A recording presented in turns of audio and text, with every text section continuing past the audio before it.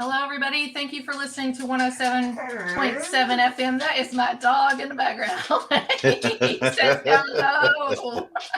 Hello, New Orleans. New Orleans, we love you. Nola, Nolans, New Orleans is, but I'm converted from New Orleans to New Orleans, but so is my dog.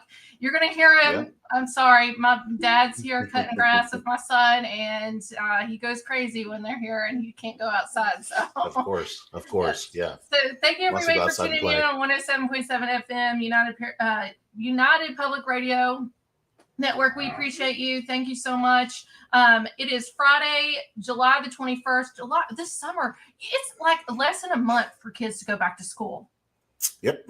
Yeah, August 10th is for us here. I'm not sure what it is over there for you it's Kentuckians August over there. 16th, but my son has to go to, they have this boot camp thing on August 8th for scheduling, lockers, all that. And it's like the next week it starts. So it's crazy times. I cannot believe how fast the summer's gone by, and we haven't even done anything.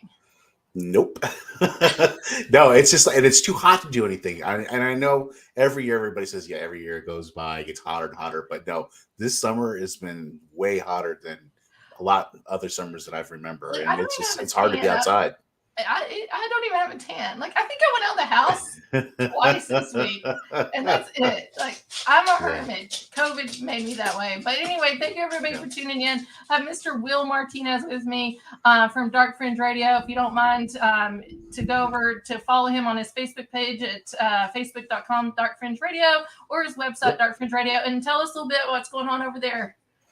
We're just chilling. We've been on a little bit of a sabbatical. We're actually recording this weekend, so be on the lookout for a new episode next week. And we're getting into the Simpsons predictions.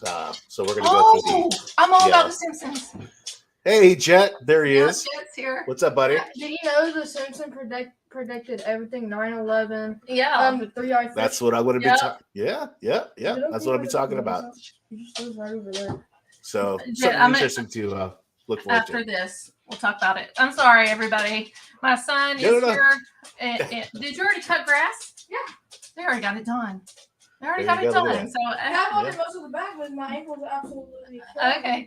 Well, anyway, we're getting back to the important stuff other than cutting grass. Thank you for Dark Fringe Radio.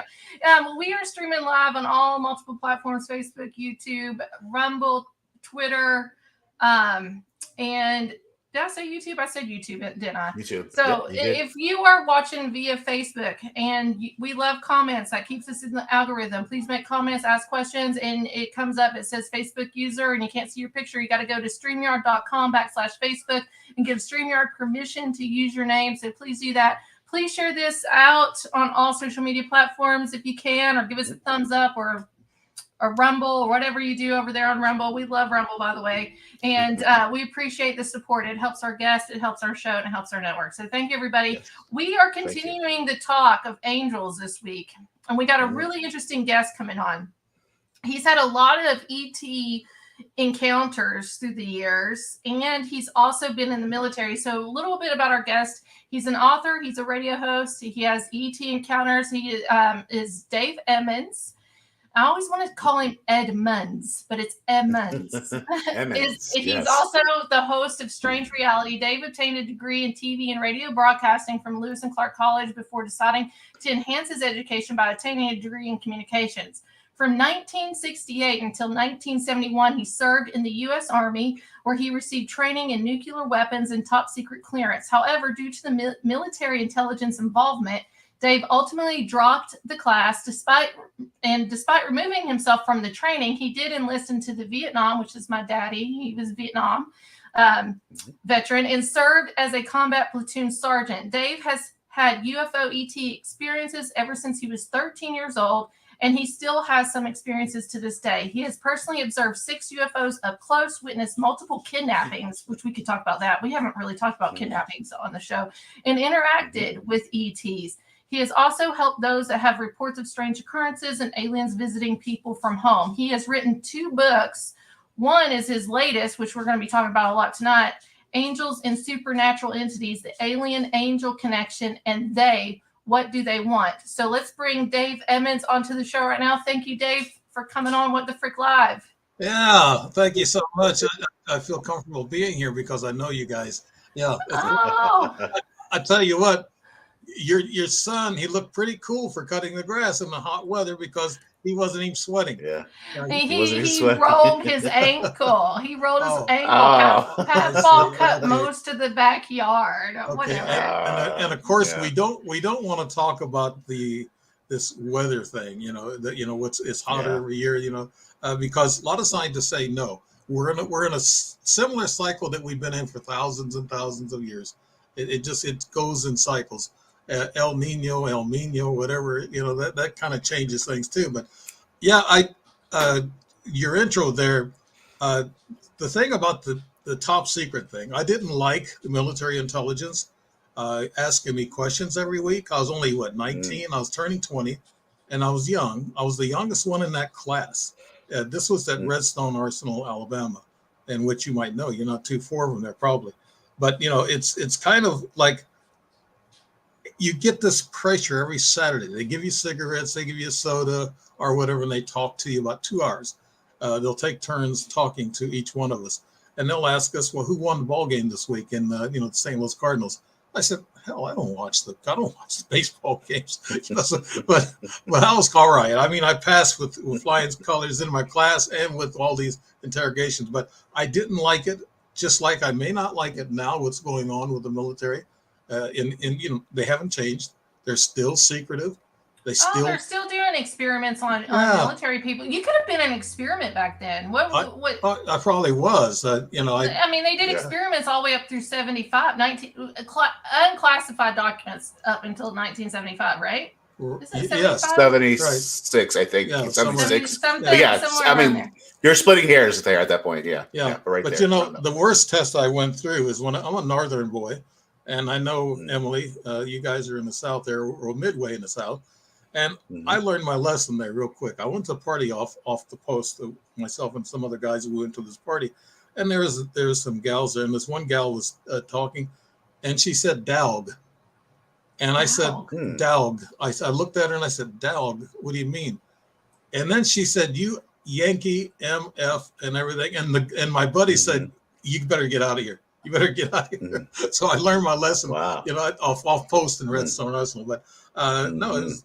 It was just a simple question, but you don't want a northern Yankee doesn't want to, and I love the Southerners. I love it down south. I go down to Florida. I go down to Georgia, Texas. I just love it down there. So it's not that I'm against Southerners. I just got in trouble with that. But talking about ETs, I think, Emily, we were talking about off air, and you were thinking that the ETs can be a little bit negative or maybe slightly evil. I don't know if evil's a term, manipulative, but also the U.S. government is manipulative, and they have all these psychoelectric weaponry that interferes with your brain, and they do radio waves. But before we go into that, Dave, I want to talk more because you have experiences with ET. Right. You've seen UFOs. You've interacted with ET, like the Greys, right. Can you tell us a little bit about that? And I'll have Will do a follow-up question, and then we'll go in. Okay. Well, I've seen 6 up close, and usually Dr. David Jacobs would tell you, if you're within 100 feet of a UFO, you are the target. You are going to be abducted. It's not necessarily kidnapping. It's abduction. There's 3 forms of abduction. There's one bedside abduction where they come and they do tests on you right there by your bedside. There's another one where they take your essence, your spirit, your soul, your consciousness, and they take it to another dimension and work with you on that. And then the third type is the type that they just beam you up and take you on a ship. I've had regress dreams on all those, but my first UFO I saw when I was young, I was only about 13 at this time. I was sitting outside in my yard, and this was back before UFOs and technology was actually that advanced, back in 62 and 63. So I was sitting outside, and my brothers and sisters were all in the house watching a favorite TV show. I don't know what it was that night. It's a Sunday evening, I think, and I was sitting out in the yard. It was kind of dark. I was looking up at the stars. I was always that type of person who liked to look up. I liked the stars, and maybe this is why I was attracted to a lot of the ET, business that I got from them. But I saw this ship. It was probably only about 125 feet up, and it was a rectangular shape. At the bottom of it had light blue hazy lights at the bottom, and in the front it had bright white lights, and it was coming real slow towards me. I don't remember anything much during that one at all, because I was sitting and I thought I was afraid, because my mom would always tell us, stay away from flying saucers. Back in the 50s and 60s, they had it on the radio. They said, well, if you see a flying saucer, stay away from it, because the government don't want you to find out more than they know. I'm just joking. Yeah. It's just joking, but that's probably true. True. But it's true. It's definitely true. Oh yeah. But I kind of went out, and I found myself in my bed. And of course, we were poor. My dad was a blue collar worker, and we had 11 kids in the family. And my brother and I had to share a bed. So I found myself in my bed, and I couldn't move my legs. I was still kind of numb. And I felt a presence beside me. And I thought, oh no, what's this? You know, of course, I was only 13. I was a little afraid. I woke up my brother, and I said, do you see or hear anything? He goes, no, go back to sleep. He said, you're crazy. And I said, and I laid there, and my legs come back, and this object, whatever disappeared, is gone. And the next day, I was telling my family, my kids, and they didn't believe me, of course, because it happened while they were in the house and I was outside. So it happened that quick. Things can happen really quick with ETs. I mean, 5 minutes of our time, it could be just a second or two of their time. So I don't know, there's a time difference. Was that like sleep paralysis? Yes, it's kind of like I've had sleep paralysis. I want to put a little, I guess a little note there that I've had sleep paralysis. I know the difference between being dumbed down and sleep paralysis. There is a big difference. And I'll explain that as I go, as the abductions happen to me later on. But when that happened to me, I thought, oh my, I kind of didn't say anything after that. And about a year later, then I saw one up close again, 75 feet up. This time I had my best friend with me, a buddy of mine. This is back in '63. It was summertime. We were sitting on his steps. He was living in a basement apartment with his dad. And we were sipping Pepsi Cola out of glass bottles. That dates me right there. And we were listening to a 10 transistor radio too. So there was static on the radio, and I asked my buddy, I said, did you change the batteries? Like I knew all about radio, batteries would be causing it, not necessarily. But then we smelled this smell that smelled like to us like sulfur or gunpowder. I went hunting when I was early, 6, 7 years old with my dad, and I knew what hunting was all about and what that smell of gunpowder was. It kind of smelled like that. And I told my buddy, I said, what's going on? The radio's going crazy, and now we smell this smells like sulfur. And we looked up, we saw these lights. They were small white lights just going real slow over the tops of the trees. And so my buddy said, let's go and grab a flashlight and go up to his dad's truck. And so we grabbed it and we walked parallel with it. There was a street parallel to my street, right over the 2 properties over. And so we walked and was following this thing. Well, he was giving it signals with a flashlight. But in my book, I kind of had to tell him that I think he was wrong. He said that this flying saucer was actually communicating with us with its lights. I said no. I said it was hitting the tops of the trees with its lights, and the leaves would block it out, and it looked like it was blinking at us because it was crossing the trees. And so was it the same triangular shape, or was it all straight across? It looked like a saucer like Hitler built. Remember the one that you see in the Nazi bell? No, not the bell. It was actually the flying saucer. It had 3 levels. It was like a toy top that you wind up with. Yes. Yeah, it was kind of bubbly looking. 3 levels. It was about 35 feet wide and about 22, 24 feet tall. And the levels, the second level had windows, portals. We saw shadows. So my buddy and I stood there in this empty lot overlooking my yard. Actually, this craft was right over my backyard. And we were looking at it from up above on another lot. It wasn't that steep of a grade, but we pinched each other to make sure we wasn't dreaming. And he pinched me too hard, and I said, "Oh, damn it, that hurt." And he said, "Well, we got to know if we're not dreaming or not."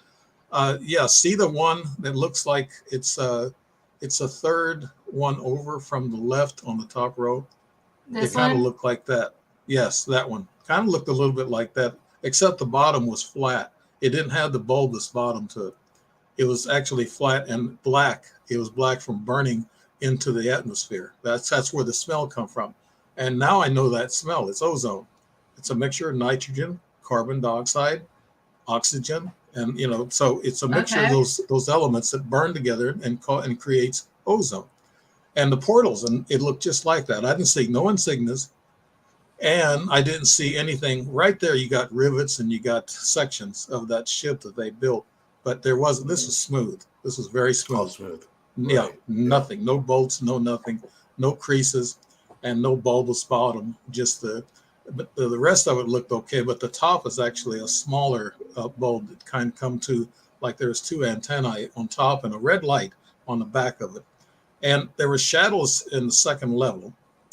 And I was looking at the shadows, and I told my buddy, I said, I don't want to see what they look like. But being a little kid, you go to these movies to get scared.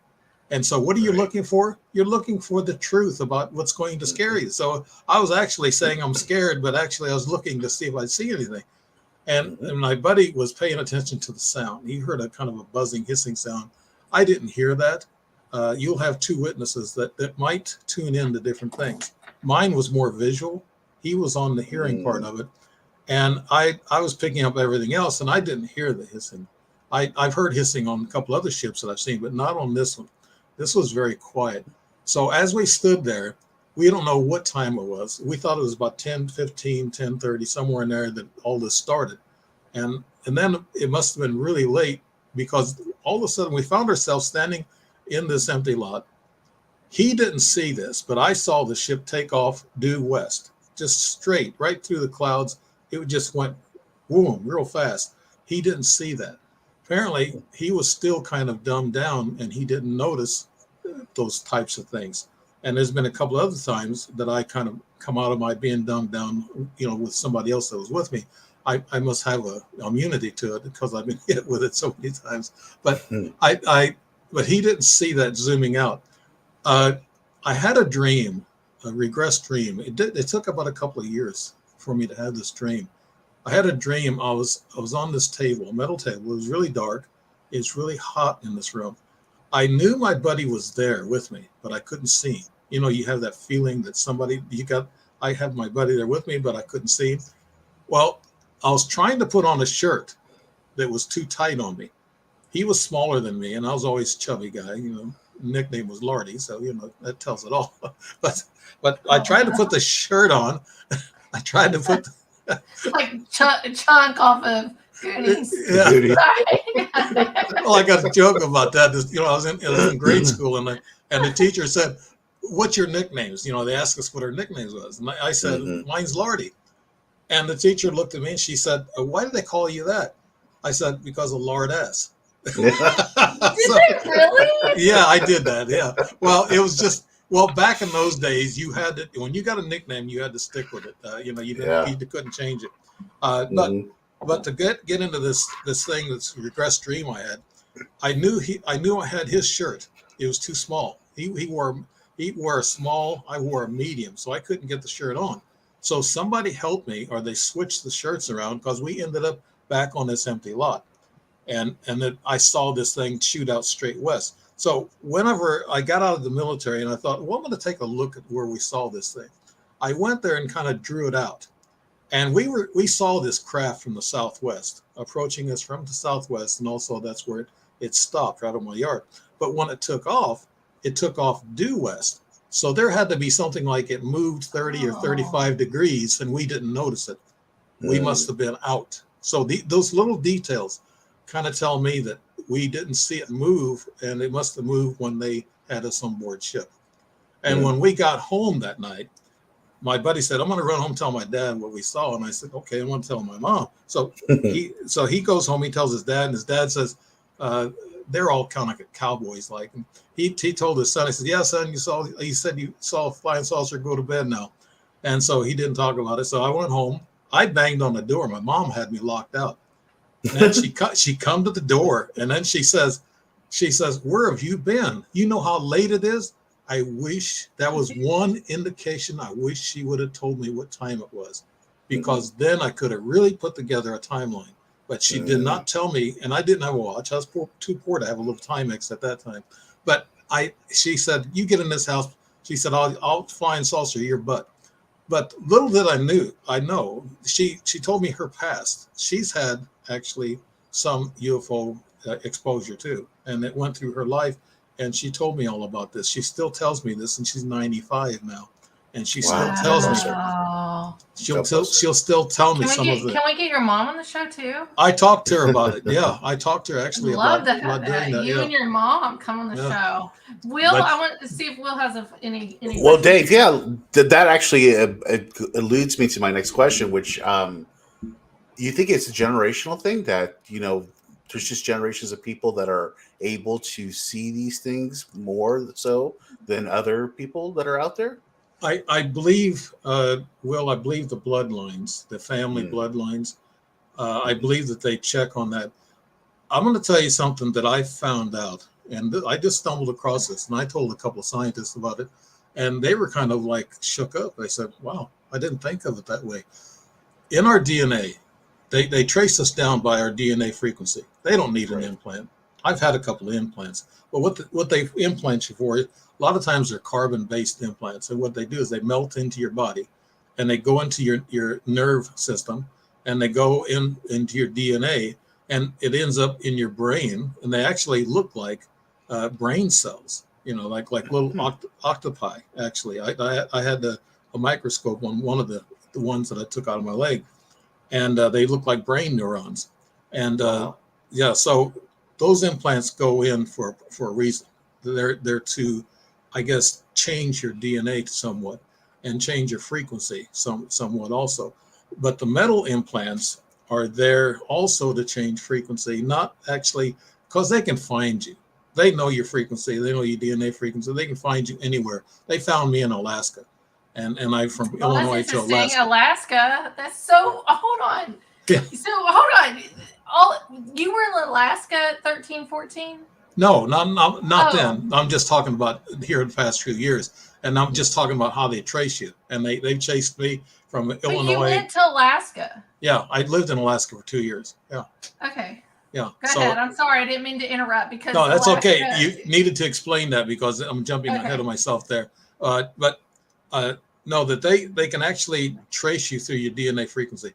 I told a couple of scientists I had on my show in the last couple of weeks, and they told me a couple of things too, and which kind of puts that piece of the puzzle together. Scientists have been saying that 20% of our DNA is all we're using in our bodies. 80% of it is junk DNA. I know you've heard that before. I've heard it. Okay, but that junk DNA is not junk DNA. You've heard of past lives. You guys have probably had this on your show about past lives. I'm now a more firm believer in people having these past life regressions, because at 80% DNA they call junk is actually something that is trailing you for thousands of years. An ET can actually read that. We can't. Now we can read our DNA a little bit. Can that be AI? Well, they use AI. Read this? Could AI read us? Like, I'm scared to death of AI. But I'll be honest, I've used AI in some things. Okay. But I'm scared to death of AI. So I haven't heard of AI. Think of it.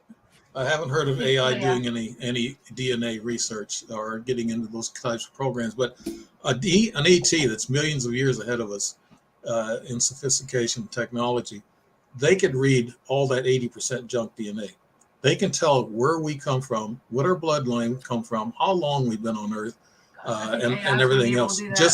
Just by studying that, just by studying our DNA frequency and the 80% that's supposed to be wasted.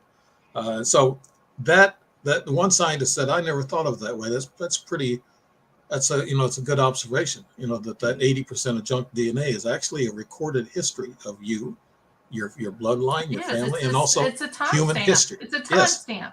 Yeah, and that's what they use. And it goes all the way back in the Babel times. That's what the Tower of Babel was all about. It was destruction and DNA transfers and things. And that's a whole other topic. But our DNA is 4.5 billion years old, and it's actually older than that. Scientists are just finding that out. They say that our DNA come from another planet or another solar system, or maybe from another universe, and that's where we got replanted here on Earth. So they're making changes all the time. The Now, heavenlies? did you just Can hear? it be the heavenlies? What's that? Could you repeat the last question? Could it be the heavenlies? Like, Heaven, could it be the heavenlies? Yeah, well, I guess what they refer to, there's different the heavenlies definitions of that. that come from there's Those are dimensions. or, How I look at it. Yeah, could it come from a different dimension, I guess is what I would say. Right. Rather than the heavenlies. I it refer could to be. it as the heavenlies, but a different Or we dimension. could be wormed whole from another universe too. Mhm. So, Mhm. but that scientists now changed their mind about how old the universe is. Interesting. Now they're going from 12 or 13 billion years old. They're going to 24 billion years old. They said it's 24 billion, twice as much as they thought. So we are relearning everything in our history. That's why they say history is not what we think it is. Oh, it's not. They all fly. But I have Will. I want Will. I'm sorry. I've inserted myself so many times during this because No, you're really fine. passionate. Yeah. I want Will to be able to ask some questions because he thinks differently than I do. Okay. I want to hear more about some of these experiences that. That's why I love Will. He thinks You want differently more? than I do. You want to hear more of the nicknames I had throughout my life? Not the nicknames. Okay. Well, Okay. I want to know too, along with Will, you've had contact with ET, like physical contact? Yes. Yeah. Yes. Okay, talk about that. All right. I did not actually, through the years from 63 to about 95, I saw things in the air, and I saw like we call orbs. Now I don't pay attention to orbs because I've seen them close up. Now I have to see them close up to believe them because I've seen 6 of them. All right, in 95, I had a little gray beside my bed. And the story starts off like this. It was about 3 o'clock in the morning, between 3 and 4. I had an adopted daughter, and she usually had headaches. She was about 13, 14 at the time. And Emily knows what that's all about. Yep. So, but she coming, I thought she was coming into the room. But same age as you when you started all this stuff too. 13, Yeah, 14. right. But she was a little different. She's more wild than I was. Puberty, like the government and psychoelectric weapons play off the puberty years. That's a whole other research too. You need to look that up if you don't know what I'm talking about. But it's your brain and how it's developed is not fully developed, and they play off the electrodes or radio waves, right? And microwave technology is what I call it to manipulate. Yeah. So go ahead, Dave. Yeah. Well, in 95, my ex-wife, she wanted it really dark in the room. She couldn't sleep otherwise, so she had actually over the drapes, she had a blanket over it, and it was dark in the room. I could see a silhouette in the dresser mirror at the foot of the bed. We had a big dresser there, and I saw a dark silhouette walk past the mirror. I called out her name. I got up on my right elbow and I put my chin in my palm, and I looked and I said, I called out her name. I won't call it out now. She's more estranged now so I don't want to say the name, but I called out her name 3 times, no answer. And then this dark object moved around to the left of me. I was on the left-hand side of the bed, and I cupped my chin in my left palm, and then I looked at what it was. It was a really dark green, gray-looking. He was about 3.5 feet tall. He only stuck up about 1.5 feet above the bed or whatever, and he was looking at me with these big eyes. They were like ours. I could see the white pupils in the dark center. And he didn't have the black shades on. Apparently it was dark, so he didn't need the dark shades like they had the black, eyes you see. Well, I looked at this thing, I looked at his eyes, and his face was really wrinkled, crumpled up. In my book, I have a picture of one that's similar to what I saw. And I always joke that you can put a credit card in the wrinkles, So this guy had wrinkles. He looked old. Deep wrinkles. Yeah, he was ugly like. And I thought to myself, he doesn't look like the little grays that you see on commercial TV. And I said, this guy was ugly. And I looked at him. I had fear for about 5 or 6 seconds, I figured. And then I just passed out. I was out. He knocked me out. Apparently, he took semen, he took blood, and he took the samples from me right there in the bed. How do you know that? Because that's what he was there for. They don't come there beside your bed for nothing. They don't come there to Right. So stand do there they and look. verify that though? How do you know that they officially took that from you? I don't know officially. I'm not going to tell you that I didn't know if you had like what, a repressed dream later or something that came out or. Yes, I've had regressed dreams. Or regressed. I said regressed. Where there was a little tube that went to my groin several times. Mm. And it was a little brown tube. It was always brown or tan. It went to my groin. They lift my right leg up for some reason. And I tried to kick it away. And then what they do is they knock me out more. And that way they get their samples without any struggle. They don't like a human to struggle or fight them. Like they want to make this easy. But that's I would bet, on my life that's what he was there for, to take samples. Because the story that I'm going to tell you pretty soon will fit what happened that night. So after that, I woke up, asked my wife, I said, did you see anything? She goes, no.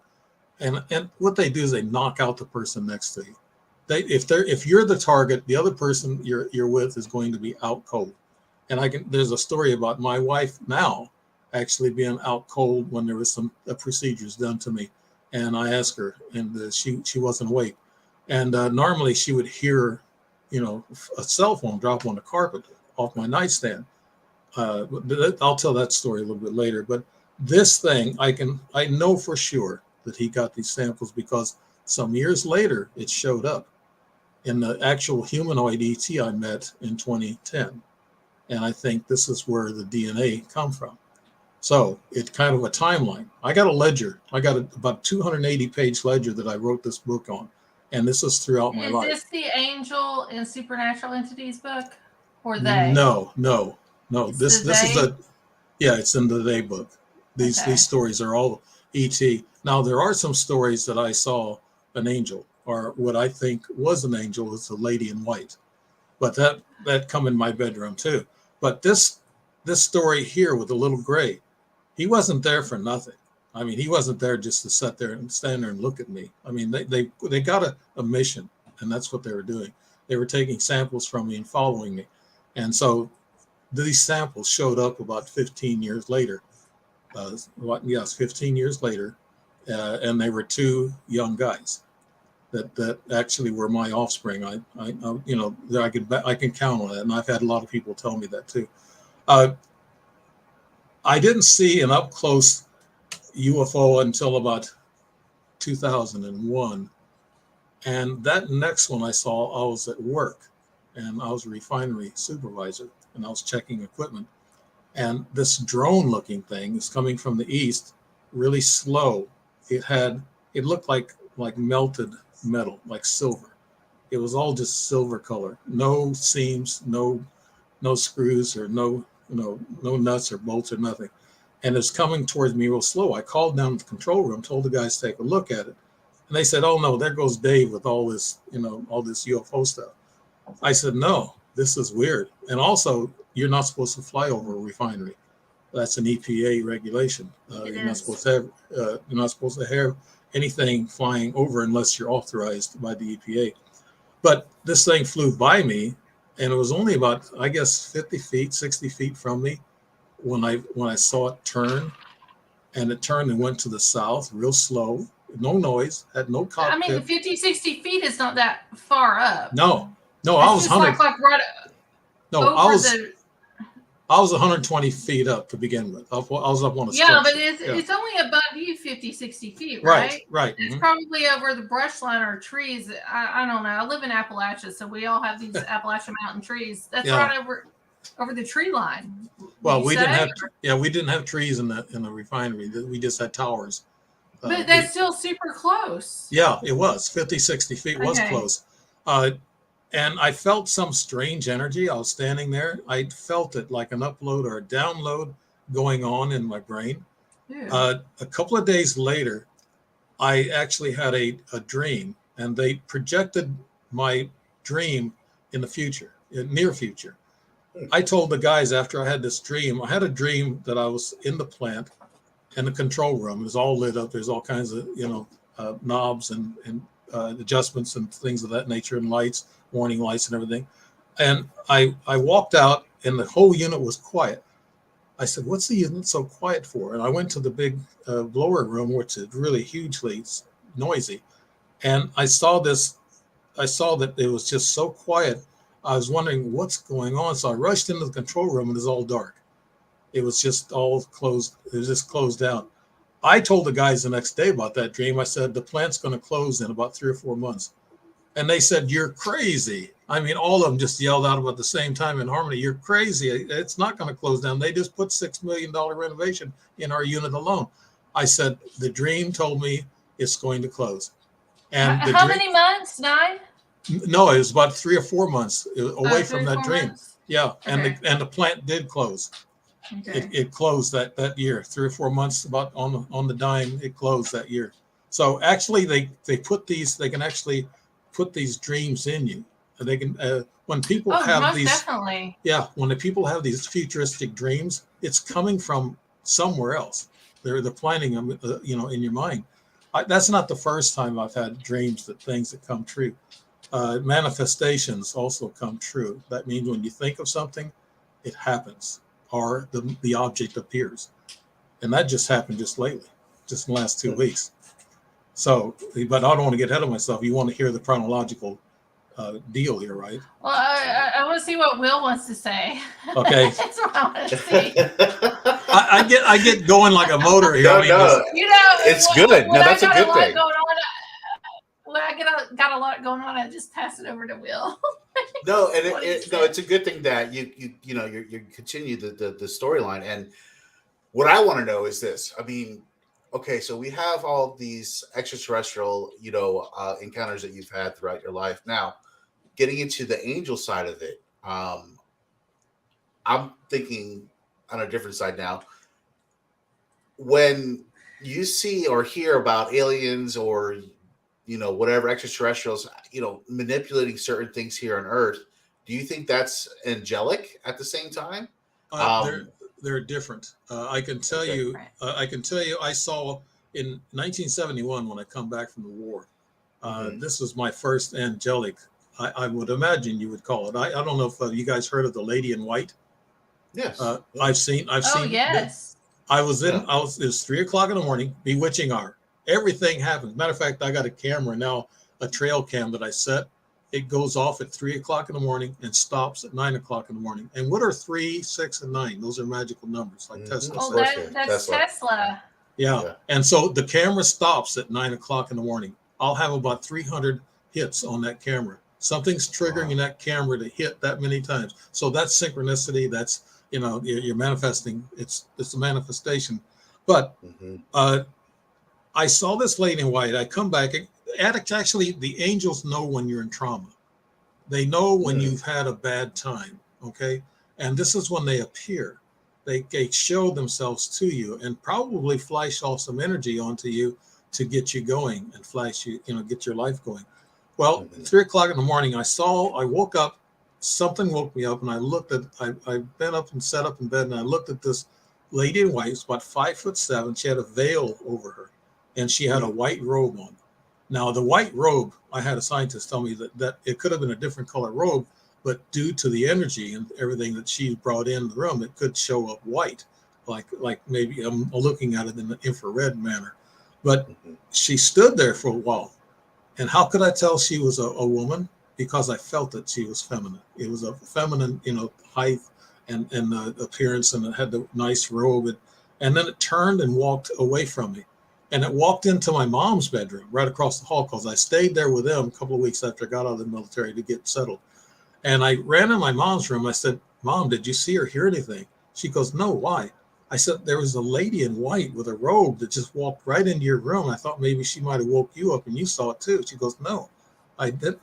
So that was the first time. That was after the war. I had a couple of nightmares during that time too, but I'm glad I got over that stuff. I got over the nightmares. It only took about a couple of them, and I was okay. But the other time that I saw it was in 1998 when I went through my divorce. And when I went through my divorce, I wasn't all that upset. You might not be, because that's a stressful time, though. Yeah, it's a stressful time. I had to do a lot of wheeling and dealing and stuff in the courts, but it was stressful. And then this was in another location. This was like in 1995, and you're talking about 1971 to 1995, 98. I saw the alien in 95. I saw the lady in white in 98. Now the lady in white is in my angel book, Will. That's we're talking about that. Those two sightings, and the second sighting was in the same bedroom that I saw the little gray alien, and this is when I was going through a divorce. So it stood there at my bed, same thing. I felt something in the room. I got up and I looked, and there she was standing, the same one, about 5'7", 5'8", veil over her face, white gown. She walked away really slowly, just like she did before. And then she walked into my bathroom. And then I walked into the bathroom and she was gone. Just boom, just gone. I was left with a kind of a real spiritual feeling. Like I think they tell you, okay, we're here, we're watching you, and we're actually trying to help you out and try to, make you think a little differently, a little bit more positive, that there is somebody out there watching you. That's what angels do. They come to you when you need them, and they come to you how you picture them. Angels don't have wings. In the Bible, it even says that.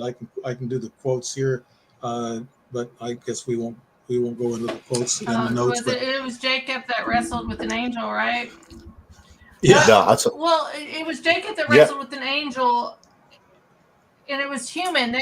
They in my personal belief, but I haven't done a lot of research on this, but I went to Bible college. I was heavily inspired in the late 90s, early 2000s of all of this big, huge revivals and everything that was going on back then. But it was to me, I feel like angels that are from the heavenlies or the dimensions of the third heaven, first heaven, second heaven, all those things, or the 9 choirs, they can manipulate themselves into looking like an actual human being. Oh yeah. But on the opposite side, the demonic entities, the fallen angels, cannot ever manipulate themselves as a human being, but they can take a human being as a host. Does that make sense? Yes. Yeah. But also, Jesus Christ said, there are no demons here. He said, they're not here. They're in us. They're not in ground. They're not the devil. Right. A lot of scientists are also agreeing with that. I got some scripture readings here. Matthew chapter 4, the tempter meets Jesus in the wilderness. He was a shapeshifter. This Lucifer, he was a shapeshifter. So he shaped into a human being in order to talk to Jesus on that level. In Matthew and Luke's gospel accounts, Zechariah, Mary, and Joseph all have encounters with angels. And also the host, the angels, engage with groups of shepherds for some reason, and they'll visit them and talk to them. But are angels aliens? No, not really. They're different. They're different entities. I disagree. They're different entities, and I've had other fallen angels. How about fallen angels? Fallen angels are Nephilim. The Nephilim are one of the monsters in the Bible. Well, they produce giants, but like a third of heaven fell. We don't know how much a third is. Well, actually, they said there were angels, thousands upon thousands upon thousands of right. angels. So can some of these angels, because they come from the skies, and they used to be stars. All the stars had different colors. They used to sing. Lucifer was the praise and worship leader, if you want to call it. That's why I think there's a lot of narcissism in praise and worship leaders throughout the United States. But they sang, they had different colors, and they fell. And Lucifer sat on the side of the north. He was above God. That's why he got that free will. That's why I thought there's a lot of free will in heaven. And got his, people behind him and try to go against God. That didn't work. So he was casted down here to earth. He took a third of heaven with him. How we know how much a third is, I don't know. Well, here's the thing about that, Emily. I know a lot of Bible scholars who've talked about this, and I've looked at it and I've thought about it. They said a lot of things in the Bible have different interpretations. Yeah, and actually each word has a different interpretation. You got Greek, you got Hebrew. Hebrew. Arabic. It's just so you can't really tell exactly what the Bible is actually trying to tell you. They're actually saying that here's the bad side of it. The story about Jesus, they actually are saying that Jesus actually went against the temple and the temple priest. Oh, He yeah, went he against did. them He was because of money. crazy. Just like all of us conspiracy theorists are crazy. He went after him because of money, and it was kind of like he told the people not to give money to That's the temple true. priest because That's true. they were abusing it and taking money from the poor. But So they're doing that now in modern day church, though. Right. Okay. You know, when churches can make their congregations be consumers, that's a red flag. Okay. Well, let's go to Sodom and Gomorrah about the angels. Okay. Okay. This is a city. Right. This was the city that was destroyed by God, and there was 2 angels who visited Lot there with his daughters. Okay, and the townspeople actually wanted to rape these 2 angels. They wanted to have sex with them. So that shows you right there they were human looking. They were not. One angel wanted to rape his daughters. The other angel didn't. I didn't hear that. That's. I thought. What interpret? No. The people wanted to rape the angels because the angels were at the. Will Martinez. Will's rubbing his nose. Everything's good. I'm getting a little sweaty too. Throw us some biblical scholar there. No, I'm not. By no interpretation at all. Okay. I'm just like, but no, I've got it in my book to where these people, the angels, look like humans because the townspeople wanted to rape them. So that means they were human. I need to go refresh on that. That means they were human looking in appearance. Oh yeah. And they were beautiful people. I mean, they're beautiful. I mean, they didn't have wings or anything, so the people knew, or they what they saw were humans, and they wouldn't want to have sex with somebody that had wings. I don't think. So that's the giveaway there on that situation with angels. And also other angels have appeared to other people. I have these notes. I hate getting down and reading these notes, but I try to get the biblical. I told you earlier that I wanted to go in and take a look. And here's what the Bible says, something about aliens. Okay, we'll talk about aliens and angels in this book. Hebrews 11:3. By faith we understand that the universe was created by the words of God, so that what is seen was not made out of things that are visible. Psalm 19:1, to the choir master, a psalm of David. The heavens declare the glory of God, and the sky above proclaims his handiwork. And it says here that all things were made through God. So actually aliens, everything is made by God. God is the central figure in creation. So, I believe in God highly. A lot of people think, well, you talk about Jesus in here, and I'll talk to you about that too. Jesus is a hybrid. Yes. And listen, I live in a Bible Belt, and the Baptist folk do not like me when I say Jesus is a hybrid. Yeah. What did you say, woman? Yeah. They don't like me because I also speak in tongues, and that's a whole other topic. It happened to me when July 27th, 1997. So I'm coming up on my anniversary here. Right. In the Holy Ghost or the Holy Spirit. So there's a spiritual realm here. Yeah. The Bible talks more about the spiritual realm and everything more than the earthly realm. So go ahead, Dave. Okay, I'll jump to Jesus since you're talking about that, and I'll get myself in trouble here. I've talked about this. I'm probably going to agree with you. I've talked about this before, but he went up on this mount. Jesus did. He took 3 of his disciples, James, Peter, and I think it was Thomas, actually. And they went up on this mount. Jesus put his hands up in the air. He turned bright white light. He was what they call a white, bright light giver, or he was a hybrid, like you said. And he was actually alien to us. Hybrid. And he could change and shapeshift. Actually, there was another time that he shapeshifted, that they were on top, they was in this valley or somewhere, and they heard the Roman soldiers were coming. So they said, we need to get Jesus out of here. He had some of his disciples and some other people were with him. Said, we need to get Jesus out of here. The Roman soldiers are coming. So they turned around and they looked, and Jesus was gone already. He disappeared. Yeah. He could jump from one place to another, quantum leaping, I guess, and he can turn invisible. And he was a shapeshifter. the other thing too, in the when they were in the Garden of Gethsemane, and Yes. they come to capture Jesus, the soldiers of the high Pharisees, priest, Romans, the yeah. Roman Catholics. well, not particularly Romans. It was actually the high priest soldiers. They come to arrest him, and they asked Judah, when Judah went there and sold him out. They think this was all planned. This was a lot of the scholars think this was planned, that Jesus was supposed to go through this and this cross Yeah, and he this should. death. Yeah, it is planned. He was supposed to, yeah.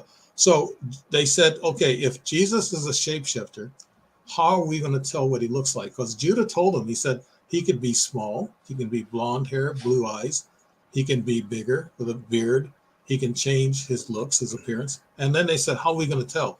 And this is why Judah Wasn't said, the Shroud of Turin? Is this why the Shroud of Turin is so important?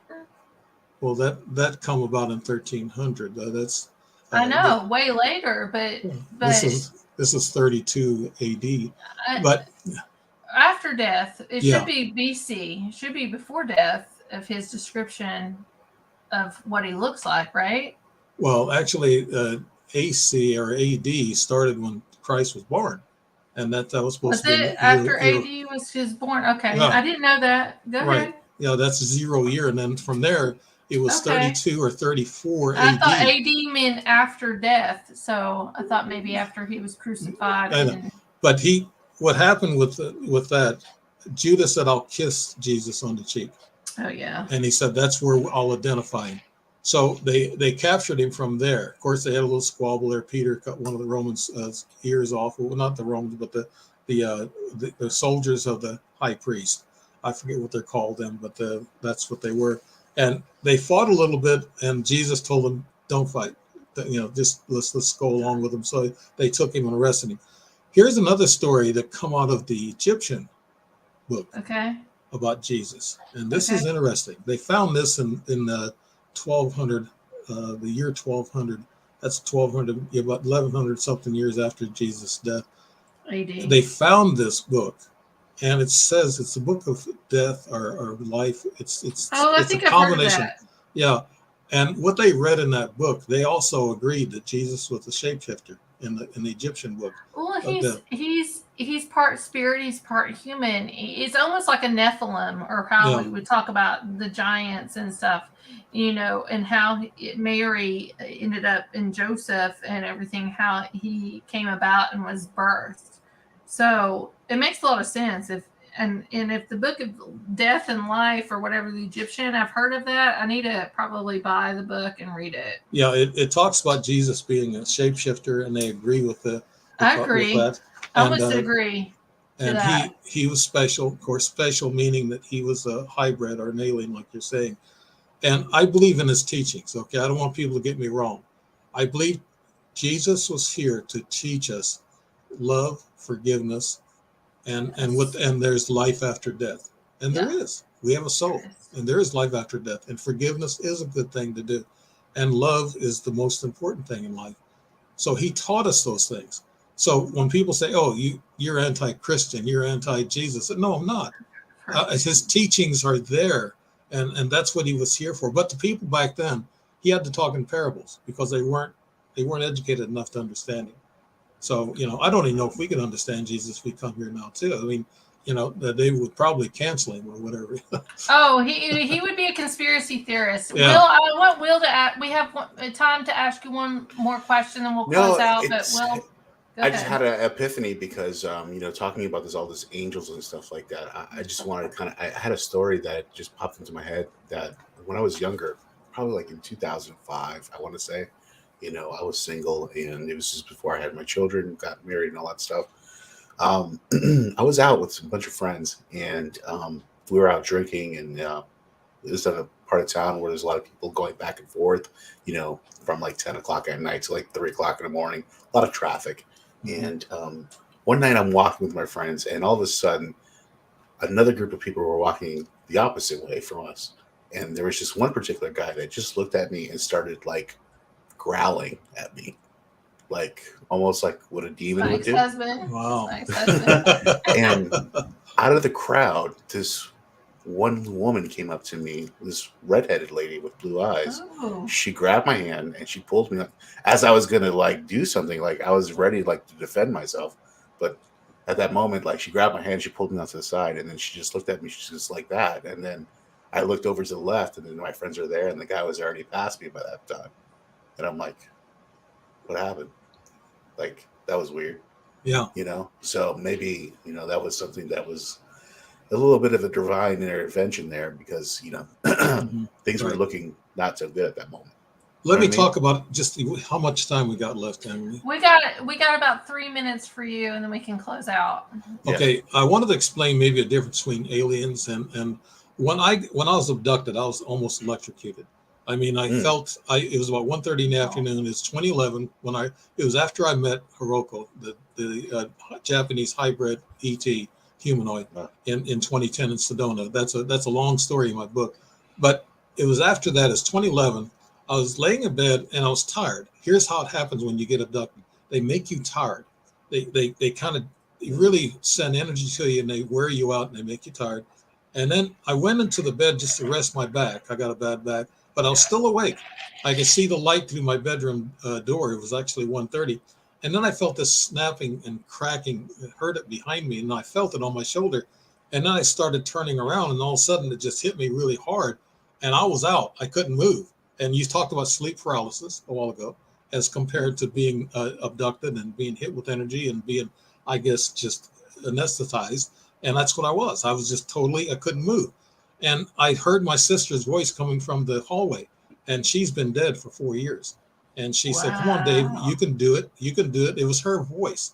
Were they taking this from my brain and replaying it or letting me know? Or did she come through with them through the dimensional portal that they had, these ETs?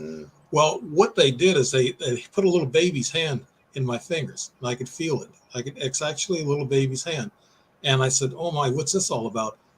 And then I felt something set down beside me. It was pretty heavy. The bed went down a little bit. And I got scared, and I said, oh, God, help me. And that's what you're supposed to do when you get in a position like that, like with aliens or anything, say, God, help me. So here I am. I'm not a religious person, but I believe in God, believe in Jesus. Okay, now that sound, that crackling sound was energy that knocked me out, that kind of, distorted my whole body. That was bad. Okay, now an angel feeling that I just felt here recently, a week or so ago, I was laying in bed around 3 o'clock in the morning. I was on my back with my hands across my stomach. I don't sleep like that at all. I felt this tingling across my chest, like energy. And then all of a sudden that energy went from my head to my toe. My whole body tingled. It felt like I was on a cloud. It felt like I was floating. I felt so good. I woke up and I said, oh my God, I wish I could feel that way all the time. It was kind of like, like when you're smoking weed? No. Since that's legal, yeah, that's okay. No, not that I would know. I wouldn't be smoking that. I don't know about that, Emily. but it was just a tingling. And my mom said, who's pretty wise, she talks like a 49-year-old. She's 95. She told me when she heard your mom on. Hold on, real quick. I don't mean to interrupt. We need your mom. You need to do a show with your mom. Yeah. I've talked to her about that, and okay. And she first thing come out of her mouth, she said, "You were healed." She said something was healing you. And I thought that was pretty wise, to come up. And that's an angelic visit.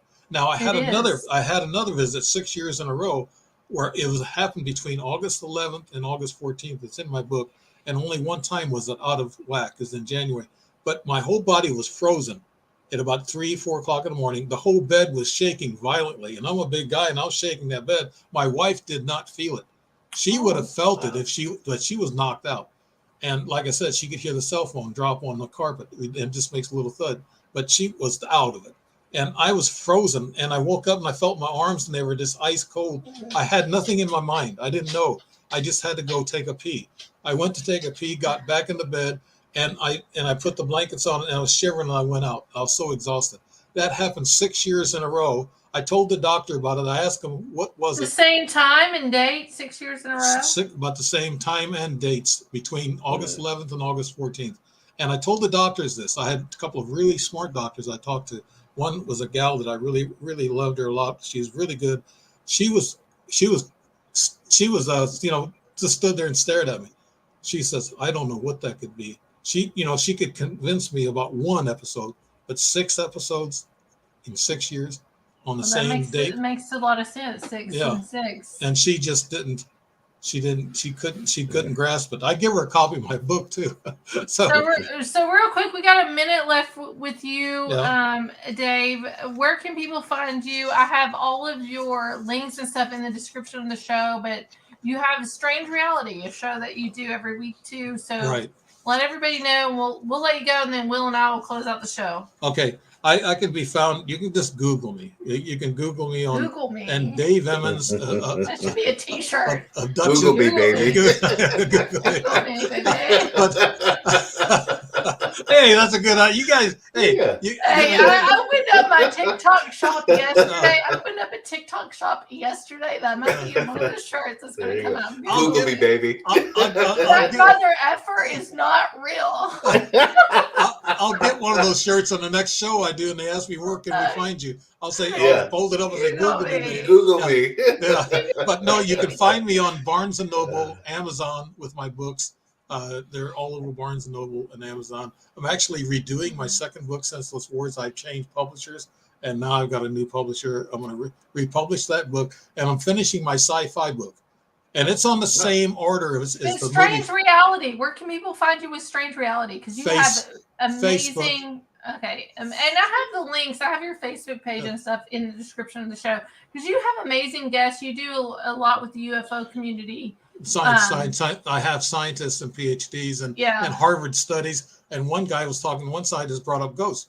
They did a Harvard study on ghosts, and they were convinced that ghosts were real. And I said, wow, I'm not that much into ghosts, Spiritual realm is real. I've seen it. There you go. Well, Dave, we're gonna have to schedule you to come back on because we didn't get. Honestly, we didn't get into the nitty gritty. Yeah, I have again. 1 hour doesn't do justice. Yeah, it doesn't. So 107.7 FM, we need 2 hours. 2 hours. I have this angel book and all these notes out. I was ready for the angel side of it, but we got into a little bit. I'll schedule you, Dave. Thank you for being a friend of. I appreciate you very much. I consider you a friend. I've talked to you many times. Right. So everybody, please, and links in the description of all of our show tonight. Go over, click, buy his books, amazing books. And everything, and watch him on Strange Reality, which I did your cover photo, right? Are you using those? Yes, I am. Okay, I did his cover photos for Strange Reality. It's actually going to YouTube and Rumble and LinkedIn and look at that. and Daily Motion, Instagram. This is I'm using your banner that you give me. Yeah, I did. Dave, I consider you a friend. I respect your testimony and everything. I believe you. And thank you so much for coming on What the Frick Live. I'm going to be scheduling you for part 2. All right. Obviously. So we're going to let you go. Thank you so much. And we'll see you next time. Well, thank you. Thank you, sir. Emily, thank you, guys. All right, thank you. There we go. We had Dave Emmons. We didn't even go. Like, what the heck? 107.7. You all, come on. 2 hours. Missing the boat. Listen, 2 hours. We need 2 hours. Listen, 1 hour is just not enough. Really, we just and that means I need sponsors. I need sponsors that make up like a 5-minute commercial. We can play at the top of the hour or something that we can go take a smoke break, go to the restroom or something like that, and then come back and do. So if you want to be a sponsor of What the Frick Live, message me, please. Yes. We love everybody. Thank you, Will, so much for being on this evening. Next week, we're going to come back with Alondra Markman, which his last name is kind of red flagging you, Markman. Project Montauk survivor. Ooh, okay. Yeah. We're talking about some Stranger Things kind of thing? What does Stranger Things not have? Like everything is Stranger Things. Oh, they cover everything. They cover everything. Stranger Things is like what my inside of my brain would have, like, if they took everything out of my brain and wrapped it into one show. Next year, that would be my next year, right? Next year's their last season, right? Yeah, it might even get pushed more because of the SAG thing that's going on right now. So that might be. I will it will affect me. That's the last year of Stranger Things. Like, Stranger I Things know. helped my Great Awakening in many ways too. Made me start investigating a lot of this Of course. in the very beginning.